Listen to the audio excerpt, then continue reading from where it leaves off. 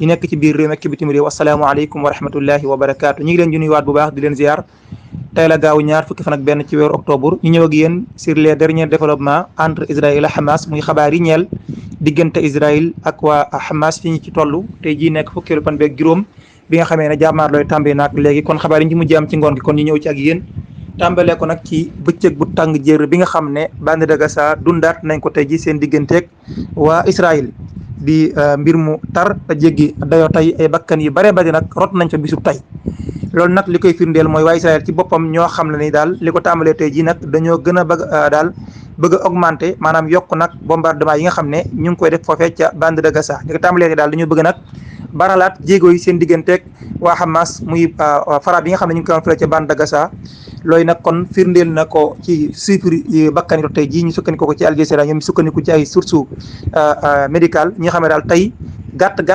195 personnes faat nañu leen ñoom armée bu Israël jaare ko ci seen bombardement yi fële ca bande de Gaza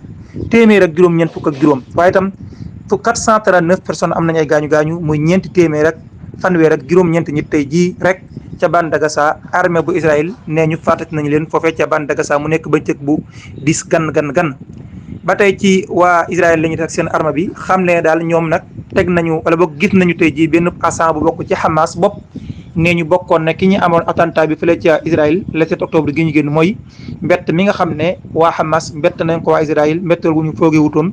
ba jur ci ñoom nag jafe-jafe yu métti ba loolu nag moo daal firndeel seen tontu gu métti gi nga xam ne ñu ngi koy tontu ñeel waa Hamas te ko jaar ci bande de Gaza ñu ne nag koo xam ne ki ñoom la bokkoon tey jii gis nañu ko nag mu ñàkk bakkanam ab kooram la ñu gis waaye nag nee ñu bi ñu gisee ab kooram nee ñu nag gisaay nañ ci moom benn clé USB boo xam daal ca biir nee ñu gis nañ ca ay instruction ak itam daal mbirum fabrication ay mbir yooyu dañ koy jëfandikoo ñoom waa Hamas seen digganteeg waa Israël loolu day ñoom armée Israël xam nañ ko tey ba tey ci xabaar yi nga xam ne Israël tamit armée bi tamit daan nañ koy xam ne tey jii mooy kàddu yi Hersi Halafi moom mooy chef d'état-major armée bu armée bu Israël kon moo daal di xamle kàddu yii daf doon wax la nag ñi nga xam ne ñoo di militaire ni leen waajal leen bu baax a baax yàggatul dara daañu dugg ci biir bande de Gaza nee na daal daañu nag lancé mission bi ñu bëggal ci bande de Gaza muy opération terrestre bi nga xam ne fat nañ ko yéenee def foofee daal di xamee itam daal ne visé nañu ñoom jamono ji ay cibles yu bari yoo xam ne ay membres yu bande de Gaza ay membres yu Hamas ñoo ko moom muy daal mbooleem membre yu Hamas ak seen infrastructure jamono ji kon visé nañu leen fële ca bande de Gaza te nag dañoo fa seen wàkk seen tànk dugg fa ngir nag jàmmaarloo ak ñoom nee nag daal yéen ñi muy leen di xamal nag ne leen yéen ñi nga xam ne yeneen militaires yi nar a dak amal lu ni mel bu ngeen fay dugg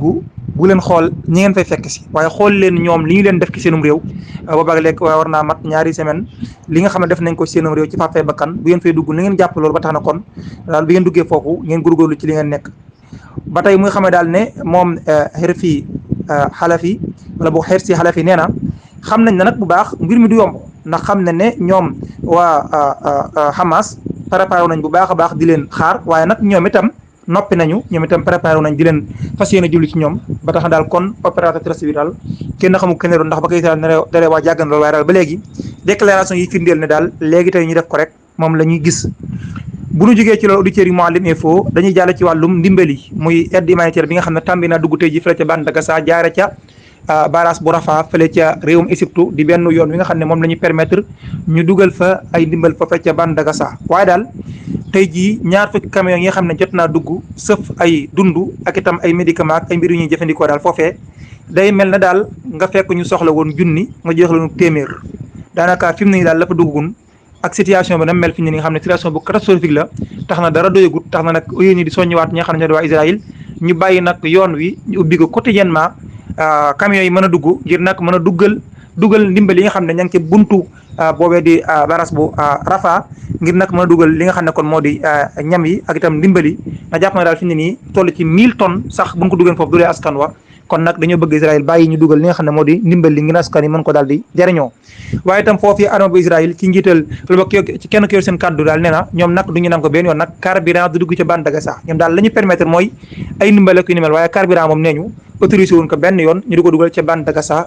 gi nga xam ne jamono ji ñàkk carburant tax na lu toll ci 130 et quelques bébé nar a faatu ndax fañ leen dugal jumtuwaay yooyee carburant moo ko war di jëfal taal ndax dañoo nekk ay bébé yu prématuré te nag bu ñu moytul kon bu ñu amul carburant daañu faatu di mbir mu doy waar auditeurs yu Mouhalim info.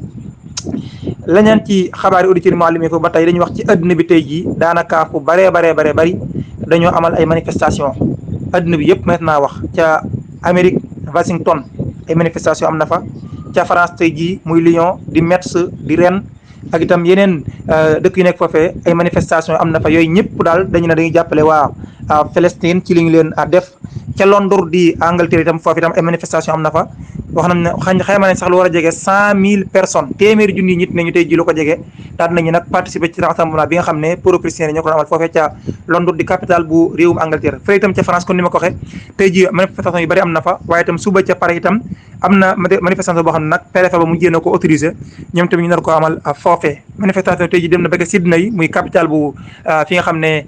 moo di Australie moo xam muy Égypte di Tunisie di réew yu bëree bëri kon tey ji adduna bi daanaka maintenant adduna bi yëpp kon amal nañu ay manifestation ngir nag daal wane seen njàppal ak itam naqar li nga xam ne am nañ ko te ñu koy def askanu